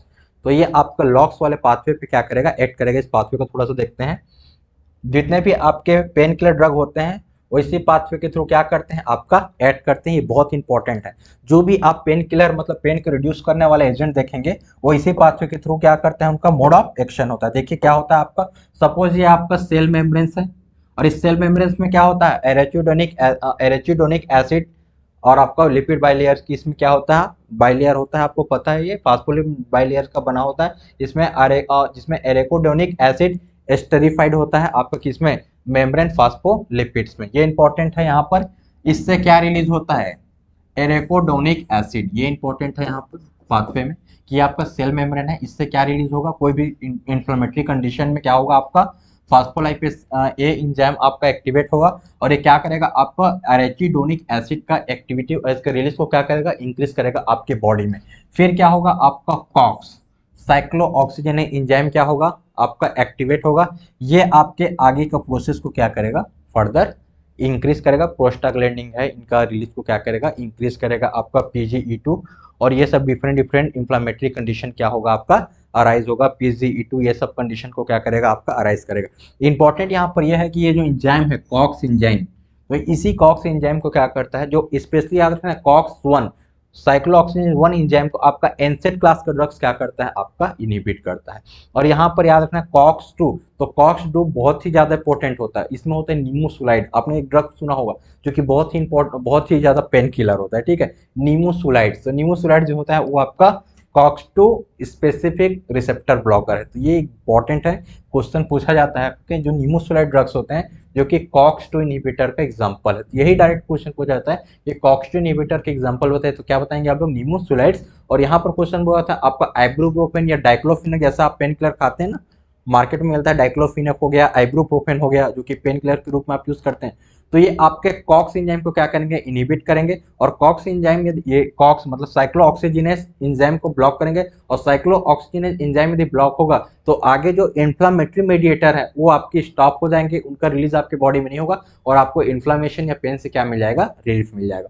तो यहाँ पर ये चीज इंपॉर्टेंट होता है कि सेल मेम्ब्रेन रप्चर होने के बाद क्या होता है, एरेचिडोनिक एसिड क्या होता है रिलीज होता है, और उसके और कॉक्स के एंजाइम के प्रेजेंस में फिर आपका इन्फ्लामेशन कंडीशन स्टार्ट होता है। तो आपका कॉक्स यदि इनहिबिटर लेंगे हम, तो आप क्या करेगा, इन्फ्लामेटरी कंडीशन को राइज होने नहीं देगा आपका। नेक्स्ट ड्रग देखते हैं हम, यहाँ पर देखिए, best drug for the chronic gout in the patient with renal impairment. यदि रीनल इम्पेयरमेंट है, रीनल मतलब किडनी इम्पेयरमेंट, यदि किडनी में यदि कोई प्रॉब्लम है, और वो कैसा पेशेंट है, गाउट का पेशेंट है, गाउट का पेशेंट है मतलब उसमें यूरिक एसिड का लेवल बढ़ा हुआ है, और उसका रीनल इम्पेयरमेंट है मतलब उसका रीनल ढंग का काम नहीं कर रहा, उसका किडनी काम नहीं कर रहा है, तो उस कंडीशन में बेस्ट ड्रग कौन सा देंगे। एक पेशेंट है जिसको गाउट की प्रॉब्लम है पहले से, मतलब उसके बॉडी में यूरिक एसिड का लेवल वैसे ही बढ़ा हुआ है, और उसका रीनल इम्पेयरमेंट है मतलब उसको किडनी से रिलेटेड भी प्रॉब्लम है, तो उसके लिए ड्रग बेस्ट ड्रग कौन सा होगा, तो इसका बेस्ट ड्रग क्या होगा आपका अलोप्यूरिनॉल, जो कि गाउट के ट्रीटमेंट में यूज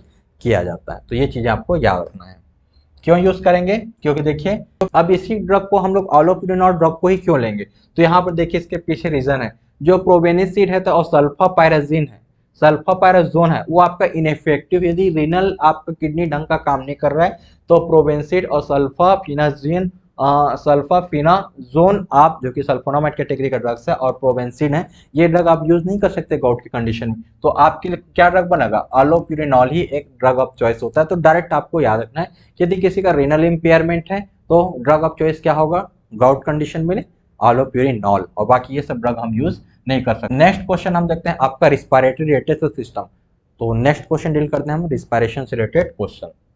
देखते हैं first question, in the treatment of the cough substances which prevent the cough reflex by the coating the inflammation surface pharynx to the known as। कफ को कंट्रोल करने के लिए क्वेश्चन क्या पूछा गया है कि ड्राई कफ का ऐसा कौन सा है जो कि ड्राई कफ हो गया, कफ रिफ्लेक्सेस है, इनको कंट्रोल करने के लिए हम इसको यूज करेंगे। और ये क्या करता है आपके फेरिंग्स के ऊपर क्या करता है, एक जहां पर इन्फ्लेमेशन हुआ है वहां पर क्या करेगा, एक आपका कोटिंग कर देगा। सपोज यहाँ पर आपका क्या कर देगा, कोटिंग का फॉर्मेशन करेगा ताकि आपको कफ का प्रॉब्लम ना आए, ड्राई कफ का प्रॉब्लम ना आए। तो बहुत इंपॉर्टेंट है, इस कैटेगरी को बोलते हैं डिमल्सेंट। क्या बोला जाता है इनको, डिमल्सेंट। तो डिमल्सेंट क्या करता है, एक कोटिंग का फॉर्मेशन करता है कफ के रूप में, ठीक है, ताकि आपको कफ में है तो इस कंडीशन में यूज करेंगे। तो डिमल्सेंट ऐसा ड्रग्स होता है जो कि एक आपका कोटिंग का क्या करता है, फॉर्मेशन करता है। आपको इस चीज को याद रखना है, कहाँ पर inflate surface of the pharynx, pharynx में कहीं पर इन्फ्लेमेशन है वहां पर एक तो कोटिंग का क्या कर देगा, कोटिंग कर देगा ताकि आपको कफ से रिलीफ मिल जाए। तो इसको क्या बोला जाता है आपका डिमल्सेंट। तो डिमल्सेंट का मतलब क्या होता है, फॉर्मिंग अ प्रोटेक्टिव फिल्म। आपका जहां पर इन्फ्लेमेशन हुआ है, सपोज किसी फेरिंग्स रीजन पे इन्फ्लेमेशन हुआ है तो वहां पर क्या करेगा वो आपका फेरिंग्स आपका प्रोटेक्टिव लेयर, प्रोटेक्टिव फिल्म का क्या करेगा, एक फॉर्मेशन करेगा। जैसे टैबलेट में हम फिल्म करते हैं कि नहीं, फिल्म कोटेड टैबलेट्स, तो टैबलेट के ऊपर में क्या करते हैं, कोटिंग करते हैं ताकि उसमें आपका एटमॉस्फेयर वगैरह से क्या उसका प्रिवेंशन हो सके, एटमॉस्फेयर के एक्सपोजर में आने पर वो डिग्रेड ना हो आपका प्रोडक्ट। वैसे ही क्या करता है कफ रिफ्लेक्स या जहाँ पर इन्फ्लेमेशन हुआ होता है वहाँ पर डिमल्सेंट सब्सटेंसेस क्या करते हैं, एक आपका प्रोटेक्टिव लेयर का क्या करते हैं, फॉर्मेशन करते हैं। बात करते हैं एस्ट्रिंजेंट क्या करता है, तो यहाँ पर वो प्रोटीन का क्या कर देते हैं, प्रिसिपिटेट कर देते हैं। तो एस्ट्रिंजेंट मतलब प्रिसिपिटेशन ऑफ द प्रोटीन, मतलब प्रोटीन का क्या करते हैं, ये प्रिसिपिटेशन करते हैं तो ये चीज़ आपको याद रखना है। प्रिसिपिटेशन ऑफ द प्रोटीन मतलब एस्ट्रिंजेंट वर्क करता है। डिमल्सन क्या करेगा, आपका एक प्रोटेक्टिव फिल्म का फॉर्मेशन कर देगा जहां पर भी इन्फ्लेमेशन हुआ रहेगा। और एक बात यह इंपॉर्टेंट होता है आपका एक्सपेक्टोरेंट। तो एक्सपेक्टोरेंट क्या करता है, ये आपका it induced a discharge expulsion of the mucus. ये आपके रिस्पिरेटरी ट्रैक्ट से क्या करेगा, डिस्चार्ज करेगा आपका एक्सेस अमाउंट में जो फ्लूइड होगा वहां पर, उसको क्या करेगा, जो म्यूकस का फॉर्मेशन होता है जिसके वजह से कफ फॉर्मेशन हो रहा था, उसको रिमूव करने का काम, उसको एक्सपल्सन करने का काम कौन करता है, आपका एक्सपेक्टोरेंट। और यहाँ पर होता है जिसे आपने देखा होगा नेजल डिकंजेस्टेंट, जो कि इसमें यूज किया जाता है आपके कफ एंड कोल्ड में, तो वो वाला कंडीशन आपको पता होगा। ठीक है, तो इसमें मेन ड्रग होता है आपका जो कि आपका रिस्पिरेटरी ट्रैक्ट का जो कंजेशन होता है, रिस्पिरेटरी ट्रैक्ट का जो कंजेशन है, कंजेशन को रिमूव करने के लिए आप नेजल डिकंजेस्टेंट यूज करते हैं। तो ये है उसी का, और इसका एग्जांपल क्या होता है आपका फिनाइल इफ्रिन। तो ये बहुत इंपॉर्टेंट है, या तो स्यूडोइफेड्रिन या फिनाइल इफ्रिन आपका as a nasal decongestant use होता है, जो कि आपका कंजेशन होगा रिस्पिरेटरी ट्रैक्ट पे तो उसको रिमूव करने का काम करता है आपका जो डिकंजेस्टेंट क्लास के ड्रग्स होते हैं। तो क्लियर हो गया, एस्ट्रिंजेंट, डिमल्सेंट, एक्सपेक्टोरेंट और डिकंजेस्टेंट। ठीक है, चलिए नेक्स्ट आगे बढ़ते हैं। नेक्स्ट क्वेश्चन देखते हैं आपका, थियोफाइलिन का ब्रोंकियल अस्थमा में क्या यूज है। Mode of action of the theophylline in the bronchial asthma. तो आपका थियोफाइलिन क्या है, एक आपका ब्रोंको डायलेटर है जो कि आपके ब्रोंकियल ट्रैक्ट को क्या करता है, डायलेट करेगा। तो ये क्या है आपका डायलेशन। तो इसका मोड ऑफ एक्शन पूछा गया है, तो ये आपका फास्फोडाइस्टरेज 4 एंजाइम को क्या करेगा, इनहिबिट करेगा और आपको ब्रोंको डायलेटरी इफेक्ट प्रोड्यूस करेगा आपका थियोफाइलिन, जो कि आपके ब्रोंकोडायलेटर है। ठीक है, ये ब्रोंकियल ट्रैक्ट को डायलेट करने, अब किस मैकेनिज्म के थ्रू यूज करेगा, आपको फास्फोडाइएस्टरेज एंजाइम को क्या करेगा, ब्लॉक करेगा। जिसको ऐसा याद रखोगे आप लोग, PDE4, ऐसा शॉर्ट में याद रखना कि जो आपका थियोफाइलिन होगा वो आपका PDE4 को क्या करेगा, एंजाइम को इनहिबिट करेगा। पीडीएफ पता है, उसी से कोरिलेट कर सकते हो पीडीएफ। पीडीई आप जानते हो ना, पीडीएफ, तो उसको क्या बोल रहे हैं आपको, PDE4 को इनकर कौन करेगा, आपका थियोफाइलिन, जो कि आपके अस्थमा के ट्रीटमेंट में यूज होता है। देखिए यहाँ पर इसका मोड ऑफ एक्शन है, तो मोड ऑफ एक्शन देखिए कि जो थियोफाइलिन है वो आपके ब्रोंकियल अस्थमा कंडीशन में इसका यूज किया जाता है। और क्या याद रखेंगे आप लोग, पीडीएफ को, आपको पीडीएफ 4 को एंजाइम को क्या करेगा, ये इनहिबिट करेगा। इसलिए आपको याद रखना है कि जो पीडीएफ 4 को क्या करेगा, आपका थियोफाइलिन ड्रग ऐड करेगा। जो बीटा एगोनिस्ट होगा वो आपके बीटा 2 एगोनिस्ट होगा, मतलब बीटा रिसेप्टर पे आपका ऐड करेगा। और आपका जो ल्यूकोट्राइन एंटागोनिस्ट है वो ल्यूकोट्राइन पे क्या करेगा, ऐड करेगा। तो ये डायरेक्ट क्वेश्चन आते हैं, इससे ज्यादा आपका एग्जाम्पल इससे पूछा जाता है। इसमें से एग्जाम्पल इससे पूछा जाता है कि example of the beta agonist का एग्जाम्पल क्या होता है, टर्ब्यूटालिन इसका एग्जाम्पल है। ये क्वेश्चन आपसे डायरेक्ट पूछा जाता है, what example of the beta 2 agonist that is used in the treatment of the asthma. तो आपको याद रखना है टर्ब्यूटालिन बहुत ही फेमस ड्रग है जो कि आपका अस्थमा के ट्रीटमेंट में यूज किया जाता है। आपका थियोफाइलिन, थियोब्रोमिन, ये सब आपका क्या है, अस्थमा के ट्रीटमेंट में यूज होता है। नेक्स्ट क्वेश्चन है, which of the following anti asthmatic drugs is not a bronchodilator. मतलब ये ब्रोंकोडायलेटर नहीं है, मतलब ब्रोंकस को डायलेट नहीं करेगा। तो देखिए आपका इप्राट्रोपियम रोमेट, थियोफाइलिन, फॉर्मिन और सोडियम प्रोमोग्लाइकोलेट। तो इसका एग्जांपल क्या आ जाएगा, सोडियम प्रोमोग्लाइकोलेट। अभी मैंने बताया था आपको थियोफाइलिन क्या है, ब्रोंकोडायलेटर है, ब्रोंकियल ट्रैक्ट को डायलेट करेगा। ये PDE2 को एंजाइम को क्या करेगा, ब्लॉक करके। इप्राट्रोपियम ब्रोमाइड भी क्या है, आपका ब्रोंकोडायलेटर है। और फॉर्मेट्रॉल भी क्या होता है आपका, जो मैं बताया था बीटा 2 एगोनिस्ट है। तो यहाँ पर आपका सोडियम प्रोमोग्लाइकोलेट जो है, ये इसका एग्जाम्पल सही होगा, क्योंकि ये आपका ब्रोंकोडायलेटर नहीं है। तो अब इसका देखते हैं हम ये किस तरीके से ऐड करता है। यहाँ पर देखिए जो प्रोमोग्लाइकोलेट्स हैं ये क्या करते हैं, आपके साइटोकाइन के रिलीज को क्या करेंगे, ये डिक्रीज करेंगे और उस तरीके से क्या करते हैं, आपका एंटी अस्थमेटिक इफेक्ट को ये शो करेंगे। तो देखिए release of the mediator of, मतलब जो साइटोकाइंस है, तो साइटोकाइंस क्या है, आपका एक इन्फ्लेमेटरी मेडिएटर है जिनकी वजह से अस्थमा का प्रॉब्लम आ रहा था। तो ये क्या करेंगे, इन्हीं को, इनका रिलीज को क्या करेंगे, डिक्रीज करेंगे। तो ये चीज याद रखना है। और ये क्या है आपका stabilising the mast cell stabiliser है। तो जब भी देखिए मैं आपको एक प्रोसेस बता रहा हूँ, ये आपका फर्स्ट चीज, अस्थमा होने के लिए यदि कोई अस्थमेटिक पेशेंट है तो उसके बॉडी में सबसे ज्यादा एक्टिव कौन सा कौन सा एंटीबॉडी होगा, आपका IgE की एक्टिविटी क्या होती है, इंक्रीज होती है। ये चीज याद रखना है, कोई भी अस्थमा का पेशेंट है उसके बॉडी में आपका कौन सा एंटीबॉडी के लेवल सबसे एक्टिविटी इनहांस होती है आपका अस्थमा के कंडीशन में, तो आपको याद रखना है IgE एंटीबॉडी की सेंसिटिविटी, उसकी बॉडी क्या होगी, इसका लेवल क्या होगा, हाई होगा, बहुत ज़्यादा। और ये जब भी रिलीज होगा ये किस पे जाके एक्ट करता है, आपके मास्ट सेल पे एक्ट करते हैं। और मास्ट सेल में क्या प्रेजेंट होता है, आपके मास्ट सेल में आपका क्या प्रेजेंट होता है, हिस्टामीन। और ये जैसे ही कोई एलर्जन, कोई भी, ये क्या है आपका एंटीबॉडी, ये क्या है आपका एंटीबॉडी है। कोई भी एलर्जन की बात करूं, कोई भी सपोज एक एलर्जन है, ये दोनों आपस में क्या करेंगे, इंटरेक्ट करेंगे। और किसके सरफेस पे, मास्ट सेल के सरफेस पे दोनों क्या करते हैं, इंटरेक्ट करते हैं। मास्ट सेल आपका ब्लास्ट हो जाएगा और हिस्टामिन रिलीज होगा और आपको अस्थमेटिक अटैक आएगा, क्योंकि इन्फ्लामेटरी मेडिएटर है आपका हिस्टामिन और आपका साइटोकाइन। तो आपको क्लियर हो गया अस्थमा में एक्चुअली में क्या हो रहा था। जो अस्थमेटिक पेशेंट होते हैं इनके बॉडी में कौन सा एंटीबॉडी का लेवल हाई होता है, आपका IgE का। और जब भी कोई एलर्जन, जब भी वो किसी डस्ट पार्टिकल या किसी एलर्जन के कांटेक्ट में आते हैं, तो वो आपका क्या हो गया, एंटीजन। और एंटीजन और एंटीबॉडी किसके सरफेस पे एक्ट करेंगे, आपके मास्ट सेल के सरफेस पे क्या करते हैं, एक्ट करते हैं। और मास्ट सरफेस क्या हो जाता है, ब्लास्ट हो जाएगा, बर्स्ट हो जाएगा। और आपका हिस्टामिन क्या होता है, रिलीज होगा, साइटोकाइन रिलीज होगा। और आपको अस्थमेटिक और ब्रोंकोडायलेशन होगा, ब्रोंको कंस्ट्रिक्शन होगा। और क्या होगा, ब्रोंको कंस्ट्रिक्शन होने की वजह से उनको क्या होगा, अस्थमा की प्रॉब्लम होगी। तो जो प्रोमोग्लाइकोलेट जो ड्रग्स हैं ये आपके स्टेबलाइज करेंगे। स्टेबलाइज करेंगे मतलब इसको ब्रेक होने नहीं देंगे। और यदि ये ब्रेक नहीं होगा तो हिस्टामिन रिलीज नहीं होगा, ब्रोंको कंस्ट्रिक्शन नहीं होगा, अस्थमा का अटैक नहीं आएगा। तो इसका मोड ऑफ एक्शन है। चलिए नेक्स्ट क्वेश्चन देखते हैं। Which of the following is the long lasting sympathomimetics drug used in the broncho asthma.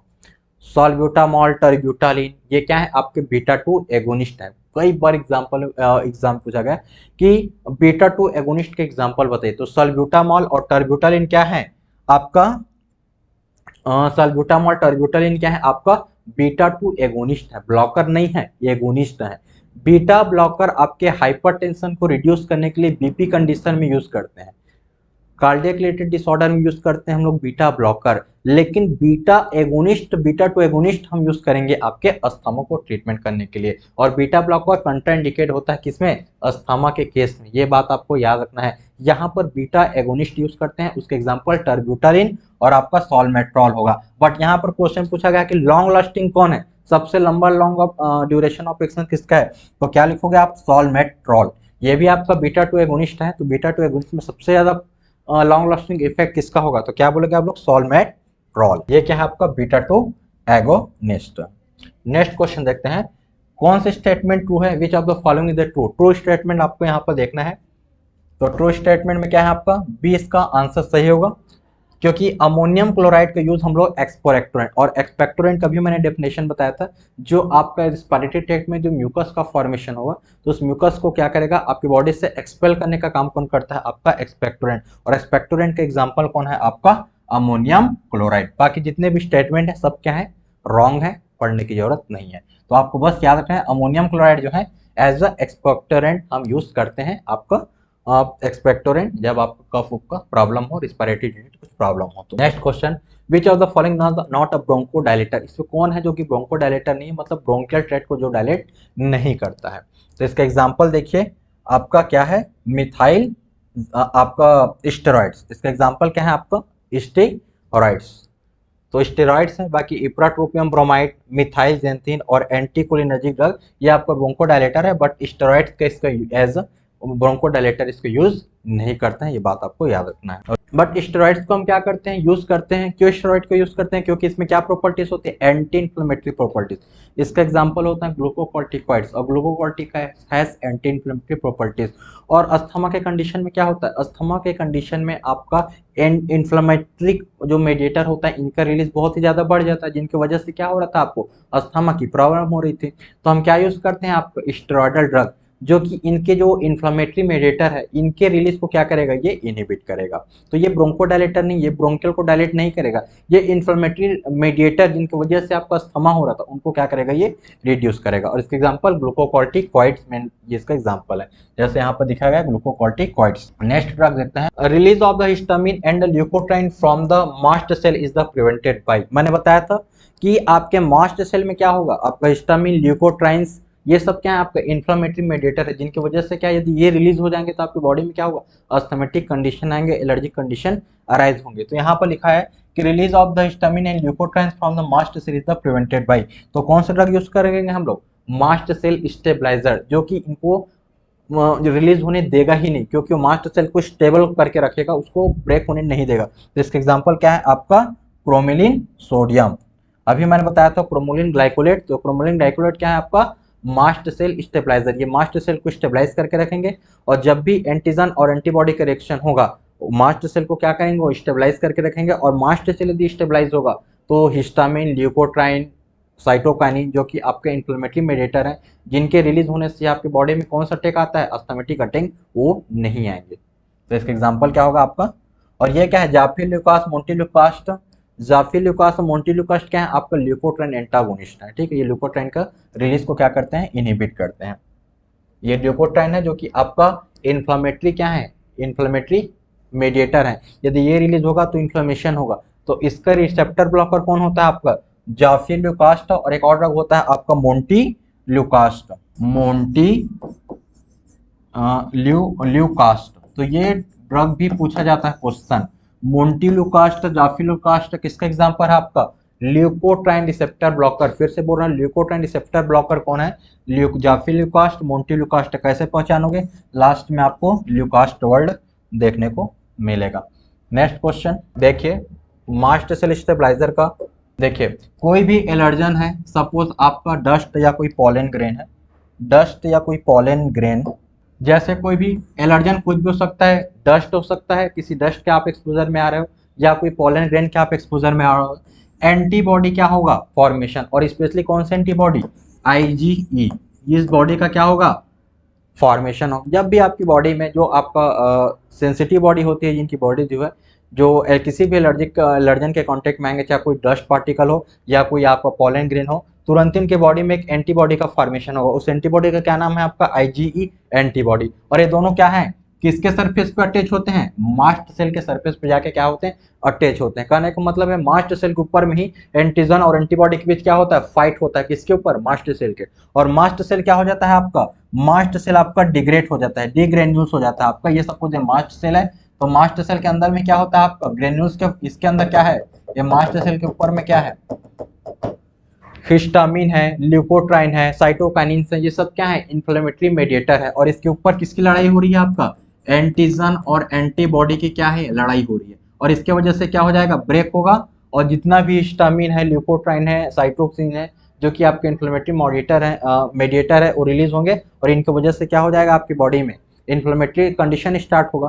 तो मास्ट सेल स्टेबलाइजर क्या करता है, इसको स्टेबल रखता है, इसको ब्रेक होने नहीं देता है। और ब्रेक नहीं होगा तो यहाँ से क्या होगा, हिस्टामिन रिलीज ही नहीं होगा, हिस्टामिन रिलीज नहीं होगा तो इन्फ्लेमेटरी मेडिएटर रिलीज नहीं होगा, तो आपको अस्थमा से क्या मिल जाएगा, आपको रिलीफ मिल जाएगा, हाइपर सेंसिटिविटी रिएक्शन नहीं हो पाएगा। नेक्स्ट देखिए, which of the following drug can be administered by the subcutaneous route. Question क्या है, which of the following drug can be administered by the subcutaneous route. एक मैं बता रहा हूँ आपको, इंसुलिन, ये भी क्वेश्चन पूछा जाता है कि जो इंसुलिन है, इंसुलिन को कौन से रूट से जाता है, सबक्यूटेनियस, ये इंपॉर्टेंट है। और यहाँ पर देखिए, यहाँ पर कौन सा ड्रग का यूज करेंगे हम, टर्ब्यूटालिन। तो टर्ब्यूटालिन आपको याद रखना है कि ये डायरेक्ट फैक्चुअल क्वेश्चन, इसको समझाने की कोई जरूरत नहीं है। जो टर्ब्यूटालिन है वो आपका बीटा 2 एगोनिस्ट है, नॉट ब्लॉकर। ये बीटा 2 एगोनिस्ट है, जिसको हम सबक्यूटेनियस रूट से दिया जाता है एज अ ब्रोंकोल डायलेटर के रूप में अस्थमा को ट्रीटमेंट करने के लिए। और एक दूसरा चीज मैंने क्या बताया आपको याद रखना है, इंसुलिन को भी सबक्यूटेनियस रूट से दिया जाता है डायबिटीज को कंट्रोल करने के लिए, क्योंकि ये भी क्वेश्चन पूछा जाता है। इससे रिलेटेड नहीं है बट बेसिक है, तो मैं बता दिया जो क्वेश्चन प्रीवियस में पूछा गया। नेक्स्ट क्वेश्चन देखते हैं, the most prominent side effect of the codeine when used as a antitussive. जब कोडीन को यूज किया जाता है एज अ एंटीटस्यू, मतलब कफ से रिलीफ करने के लिए, कफ से रिलीफ मिलने के लिए आप यूज करते हैं कोडीन ड्रग। बहुत ही फेमस बहुत ही फेमस ड्रग था आपका, बहुत ही फेमस ड्रग है कोडीन। तो इसके साथ क्या होगा, आपका कॉन्स्टिपेशन की प्रॉब्लम आएगी। देखिए, तो ये क्या करता है, इसके साथ क्या होगा, कोडीन जो है, कोडीन के साथ मेजर साइड इफेक्ट क्या है, कॉन्स्टिपेशन का प्रॉब्लम होगा, क्योंकि ये जीआईटी ट्रैक्ट को क्या करेगा आपका, इसको ये डायलेट कर देगा। तो देखते हैं दो आपका, जब हम कोडिन को एज एंटी टिश्यू मतलब कफ को रिड्यूस करने के लिए जब इनका यूज किया जाता है तो इसके साथ कॉमन साइड इफेक्ट क्या है, तो क्या है आपका कॉन्स्टिपेशन। तो ये चीज याद रखना है, कॉन्स्टिपेशन। और इसी का एक ड्रग होता है आपका मॉर्फिन, आपको पता होगा मॉर्फिन। तो मॉर्फिन का मेजर साइड इफेक्ट होता है रिस्पायरेटरी डिप्रेशन, जो कि आपसे क्वेश्चन में पूछा जाता है कि मॉर्फिन जो होता है वो पावरफुल पेन किलर है। तो पावरफुल पेन किलर का साइड इफेक्ट क्या है आपका, respiratory depression. But coding coding का आपका क्या है, कोडिन का साइड इफेक्ट क्या होता है आपका कॉन्स्टिपेशन। तो ये कॉन्स्टिपेशन कॉज होता है यदि इसको लेने से।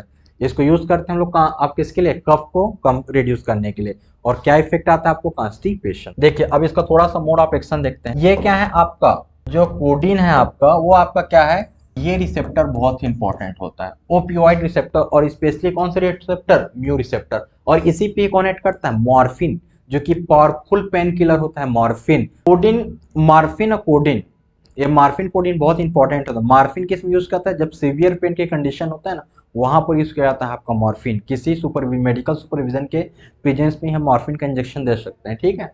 और याद रखना है आपका एक कोडिन, और ये दोनों किस पे एक्ट करते हैं, म्यू रिसेप्टर और आपका ओपोइड रिसेप्टर करते हैं, और एक कफ सेंटर को क्या करता है आपका जाके डिप्रेस करता है, ठीक है। तो ये चीज याद रखना है कि कोडिन जो होता है वो आपके कफ सेंटर को क्या करता है, सप्रेस करता है, और आपको क्या मिलता है, आपको कफ से आपको रिलीफ मिलता है। बट किसके साथ रिएक्ट करता है आपका, ओपोइड रिसेप्टर। तो जो आपका कोडिन हो गया और मॉर्फिन हो गया वो सेम ओपोइड रिसेप्टर और ओपोइड के म्यू रिसेप्टर पे जाके क्या करते हैं, एक्ट करते हैं। ये इंपॉर्टेंट पॉइंट है यहाँ पर। और इसके साथ क्या side effect, constipation. Cough syrup mostly contain the one of the following. Cough syrup में क्या, चलिए आज का हम लास्ट क्वेश्चन डिस्कस करते हैं। कफ सिरप में कौन सा कंटेंट होता है, कफ सिरप में जो कफ सिरप होगा, कोडिन का आप लगा के नहीं आना है, क्योंकि कोडिन क्या होता है आपका ओपाइड रिसेप्टर को ये एक्ट करता है। और ओपाइड रिसेप्टर वाले जो ड्रग्स होती हैं वो आपके हैबिचुअल ड्रग होते हैं, लंबे टाइम तक लेंगे तो इसकी हैबिट लग सकती है। तो कोडिन इसका आंसर नहीं आएगा, इसका आंसर क्या आएगा, डेक्स्ट्रोमेथोर्फेन। क्या लिखेगा आपको, डेक्स्ट्रोमेथोर्फेन। ये वाला ड्रग इंपॉर्टेंट होता है, ये ड्रग यूज होता है आपके मैक्सिमम, आप जितना भी कफ सिरप से आप देखेंगे मार्केट में तो आपको यही ड्रग देखने को मिलेगा, डेक्स्ट्रोमेथोर्फेन। तो इस तरीके का जो ड्रग्स है यही देखने को मिलेगा आपका कफ प्रिपरेशन। देखिए इसको शॉर्ट में क्या, देखिए यहाँ पर एक मार्केटेड प्रोडक्ट है, ड्राई कफ में हम यूज किया जाता है आपका डेक्स्ट्रोमेथोर्फेन। क्या है ड्रग, याद रखें आपको, डेक्स्ट्रोमेथोर्फेन का यूज होता है आपका मैक्सिमम कफ सिरप में। जब आप मार्केट में देखेंगे कफ सिरप में तो आपको डीएम, आपको यही ड्रग देखने को मिलेगा, डेक्स्ट्रोमेथोर्फेन ड्रग देखने को मिलेगा एज अ मेन इंग्रेडिएंट होता है। और इसके साथ अदर कफ सब प्रेजेंट क्या इंक्लूड होता है इसमें, फ्लेवर के लिए कैम्फर भी रहता है, यूकेलिप्टस ऑयल और मेंथॉल, ये सब फ्लेवर के लिए इसमें यूज किया जाता है। ये बहुत ही अच्छा है। आप कॉम्बिनेशन ऑफ कफ प्रोडक्ट, और देखिए ये सब जो ड्रग्स हैं आपका कैम्फर हो गया, यूकेलिप्टस हो गया, मेंथॉल हो गया, ये सब को हम कॉम्बिनेशन में भी यूज किया जाता है आपके किसी भी कफ प्रोडक्ट में, ताकि उसकी कफ सेंटर को सप्रेस करने की एक्टिविटी और भी क्या हो जाए, एनहांस हो जाए। तो सबसे इंपॉर्टेंट चीज यही है कि आपका डेक्स्ट्रोमेथोर्फेन ड्रग को यूज किया जाता है। इसको शॉर्ट में याद रखना है आपको, डीएम करके याद रखना है, जो कि आपके कफ से प्रेजेंट में। और बाकी आप कैम्फर, यूकेलिप्टस, मेंथॉल का भी यूज करते हैं आपके कफ के प्रिपरेशन में। तो चलिए ये आपका कंप्लीट हो गया है आज का, हमने 50 क्वेश्चन डिस्कस कर लिए फार्मासिस्ट के एग्जाम से रिलेटेड। ये बहुत ही इंपॉर्टेंट है, आप इन क्वेश्चन को क्या करें, बार बार रिवाइज करें, क्योंकि ये बहुत ही इंपॉर्टेंट क्वेश्चन है। तो आज के लिए इतने ही रखते हैं, थैंक यू।